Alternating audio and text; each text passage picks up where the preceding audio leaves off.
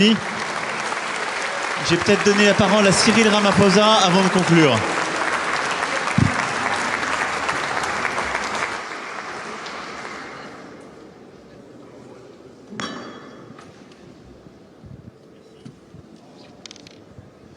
Thank you very much, President Macron. Let me start off by saying, President Lula, don't worry, when we have the BRICS meeting, the issue of currency is top on the agenda, so we are going to discuss it. President Macron, I just want to start off on a very positive note in terms of what I think is evolving here. I think there is consensus that is clearly embraced by everyone that we need to address climate and poverty because they go together, there's a nexus. And as it were, we need to burn the candle on both sides. So that's important, so that's agreed. And we all recognize and accept that we need capital at scale to address the key challenges that many countries in the world face, particularly the developing economy countries.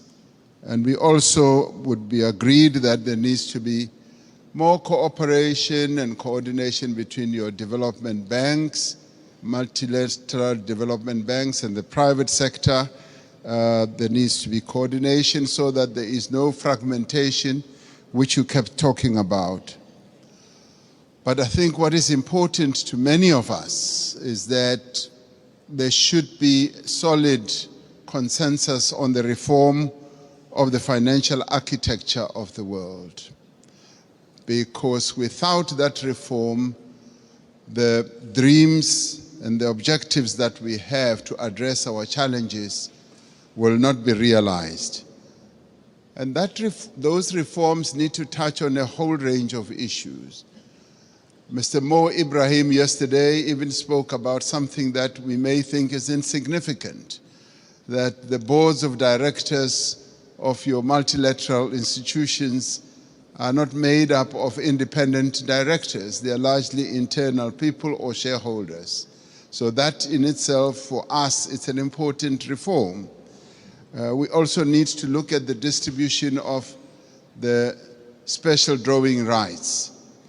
I find it a bit difficult to be told that this is set in the rules and it will forever be like that, and that it's either you get 0 or you get 34 billion.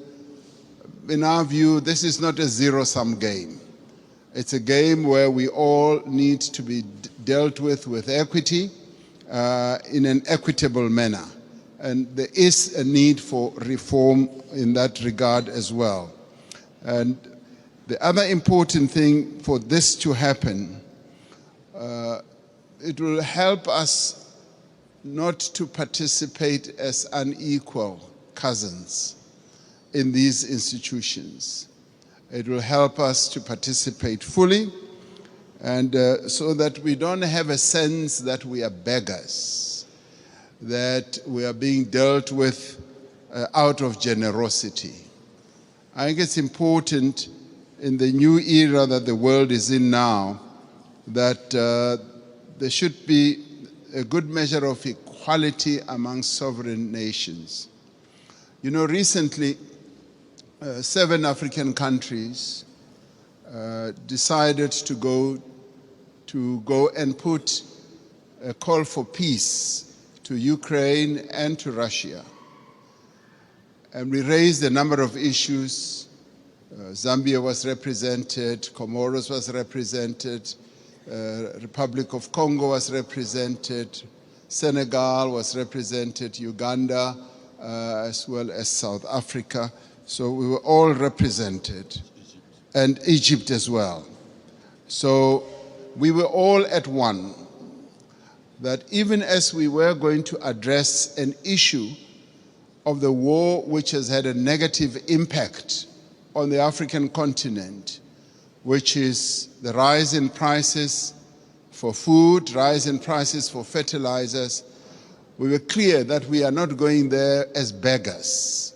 We are not going to ask for a favor to both Ukraine and Russia. We were going there to say, open up the Black Sea Channel so that the grains and the fertilizers should go into the world market. So we were not on a begging mission, even as we are in great need as a continent and all that. That should go to demonstrate that Africa should never be seen as a continent that needs generosity. We want to be treated as equals. Even in the multilateral institutions, we want to be treated as equals. And if our equity is at a low ebb, there must be ways in which that can be addressed. To us, this is very important. Our sovereignty is one of the things that we hold on dearly to. And we demonstrated that very clearly to both President Zelensky and to President Putin when it came to this issue. Even as there were suggestions that, yes, we can donate this, we can donate that, we said, we want you to release these grains and fertilizers to the world market so that the world can trade in these commodities and other issues we can handle in a different way. I wanted to make that point so that it should be understood where Africa has evolved up to. We want to be key players on the world stage, want to be key players even in the financial markets and in the MDBs. Now, these are the positive things. I do, Mr. President Macron, want us to address another issue which to us is a bit of a negative. You will have heard President Sisi talking about the 100 billion that was promised in Paris. President Sassou Nguesso yesterday as well also spoke about it at the dinner. Now there is that issue that a number of the commitments that have been made have not really been fully lived up to. But before I get into details, let me immediately say that we recognize the many initiatives that have been put on the table, and a number of countries here have done so. Germany has gone out of the way to put a number of initiatives, and the US has also done a number of things. But there have been times when we felt like we were beggars. I played a key role as chair of the African Union during the COVID period. We felt like we were beggars when it came to vaccine availability, when we felt we needed access to vaccines, and the Northern Hemisphere countries had bought all the vaccines in the world, and they were hogging them. And they didn't want to release them at the time when we needed them most.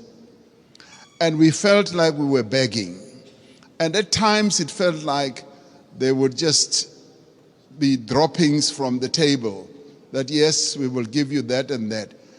And let me tell you something that generated a lot of resentment. We resented that, and it got worse when we said we want to manufacture our own vaccines.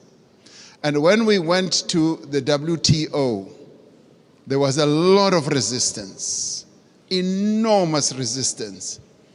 And we kept saying, what is more important, life or profits by your big pharmaceutical companies?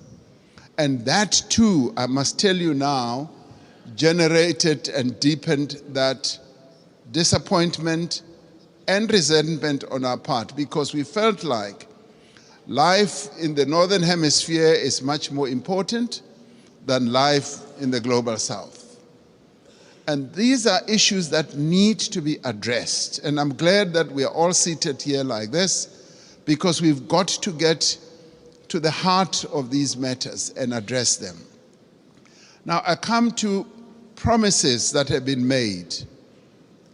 And Chancellor Scholz was saying, we've got to walk the talk. Yes, we want to see the talk being walked. President Sassou Nguesso yesterday said at the dinner, $100 billion was promised per year. And he was saying, I've never seen that. And many of us will testify that that $100 billion has never really been made available. And this should stand out as something that needs to be addressed. Because sometimes we sit at conferences like this and say, yes, we'll make this available, and we believe you. We believe you, but now the tire must hit the tar. We must now see action flowing from that. Now, I want to then talk about something very practical. President Sassou Nguesso raised it yesterday. He said he would be happy if flowing from this summit, we do something very practical on the infrastructure side. Having said that 600 million people in Africa do not have electricity, and yet we've got all the resources to generate electricity, particularly the mighty Congo River, and that there have been plans to build a number of power stations that will generate, in my calculation, up to 70,000 megawatts. And he said, and I want to speak in support of this proposal, that to prove that these summits are not summits where we just talk, flowing from the Paris COP as well as others, let us now put money on the table and collectively say we are going to address this mega project. A mega project which will in the end generate electricity for up to 12, 15 African countries all at one go. And this is a project that I think the multilateral development banks here working together, the call that you've made, President Macron, can actually fund. And where, as we rise from this, we should be able to say the Inga Dam is now going to be developed into the Inga Power Station, the one that President Sassou Nguesso mentioned, and the next one as well. If we can do that, then we as Africans will now be convinced that these summits are really meaningful. We will now go home and say, you know what, it's worthwhile going to these summits, coming to Europe, and to listen to all the promises because they are willing to act on the promises. This is what President Macron, I believe, will be one of the most important outcomes. The reform of the financial architecture, as well as a practical project, infrastructure project that is going to add a lot of value. President Sisi and I have been talking about a railway from Cape Town to Cairo for years. We will leave that for the next summit, but the one on generating electricity and building power stations on the Inga Dam is the most important, that is immediate, that I believe needs to be addressed now. Let's get that done, and then we will be convinced that you are serious with the promises that you make. Thank you.